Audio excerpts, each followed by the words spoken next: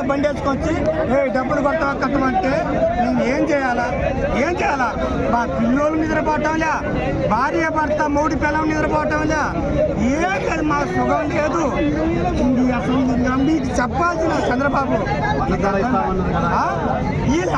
ఇలా అచ్చెన్నాయుడు పొలం ఉందో రైతాంగం ఉందో, మళ్ళా నువ్వేమనుకోక వచ్చినాడు, నువ్వు రైతాంగంలో పుట్టలేదో మాకు తెలియదు, కానీ ఇదే మిరగాయలు నెక్స్ట్ 22,000 అమ్మితే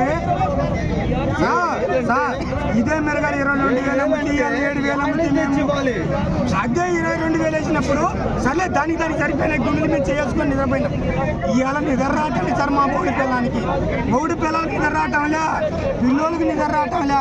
మేము చచ్చిపోతాము, వాళ్ళకి ఏదో ఒక దారి చూపండి, మీరు ఖచ్చితంగా దారి చూపండి, పిల్లోళ్ళకి దారి చూపండి, పిల్లోళ్ళకి దారి చూపండి, ఖచ్చితంగా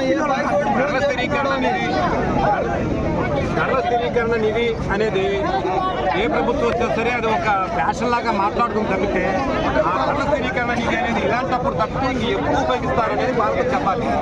3,000 కోట్ల రూపాయలు ధరల స్థిరీకరణ నిధి అని చెప్పి ఎలక్షన్లో ప్రచారం చేస్తున్నటువంటి ఈ కూటమి ప్రభుత్వం ఎక్కడా కూడా